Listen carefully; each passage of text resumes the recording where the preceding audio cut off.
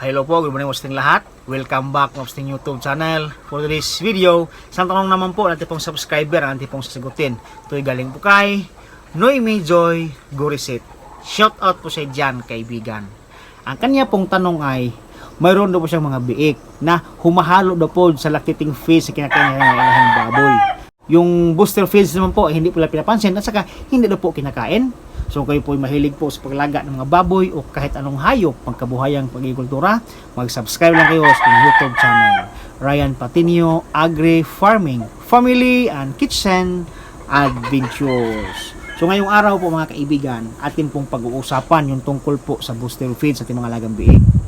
Dito sa aking backyard farm po mga kaibigan, akin na pong nakasanayan. Nakapag yung aking mga biik po ay umaabot na po sa 5 days pataas.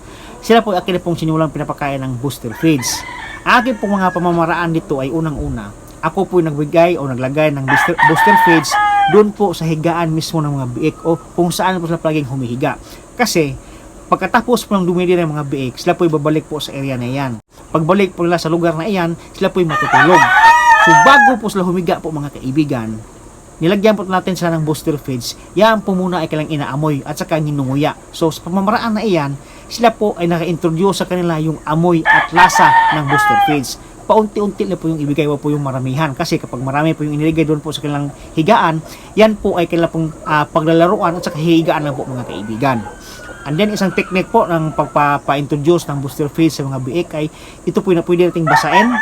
And then ipa-head po natin din po sa dede natin mga inahing baboy. Nang sa ganon, kapag dumidede po yung mga biik, kaya po malalasahan yung booster feeds po mga kaibigan. So maraming pamamaraan o maraming technique kung paano po nating sanayin kumain yung mga biik na mga booster feeds.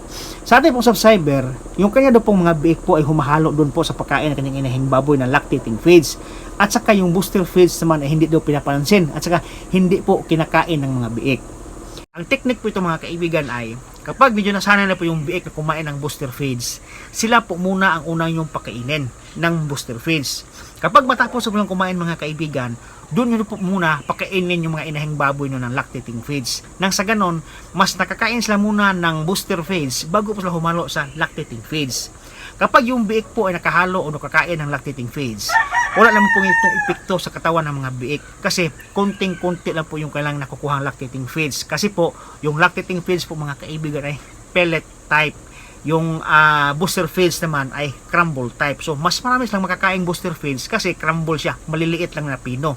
Kumpara po sa lactating feeds na medyo malalaki na pellets, so yan po ay ngunguyain pa po ng mga biik. So, kaya, kapag ating pong pinapaunang pinakain yung mga biik, so sila po yung masasanay na habang kayo pinapapakain, sila po muna ay kumakain ng booster feeds. So kapag sila po busog na po sa booster feeds mga kaibigan, yung kanila pong kinakain ng lactating feeds po ay kukunti na lang o patikim-tikim na lang.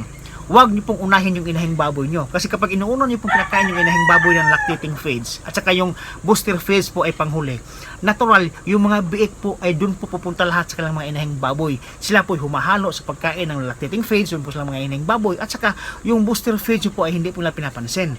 So pagdating po doon sa area kung saan po kayo naglagay ng booster feeds, talagang hindi na po yung papansinin, hindi na po yung kakainin ng mga biik kasi po busog na po sila sa lactating feeds. Kaya nga po ang aking pong advice ay dapat yung munang pakainin una yung mga biik ng booster feeds. Kapag busog na sila o tapos na po silang kumain, doon na po kayo mapapakain ng lactating feeds ng inahing baboy niyo po mga kaibigan para nang sa ganon, yung biik niyo po ay busog na po bago po sila kumain o humalo sa lactating feeds sa kalang inahing baboy po mga kaibigan. So yan ba ating vlog ngayon at maraming salamat po sa inyong panonood. Happy farming po mga kaibigan. See you next time. Bye-bye!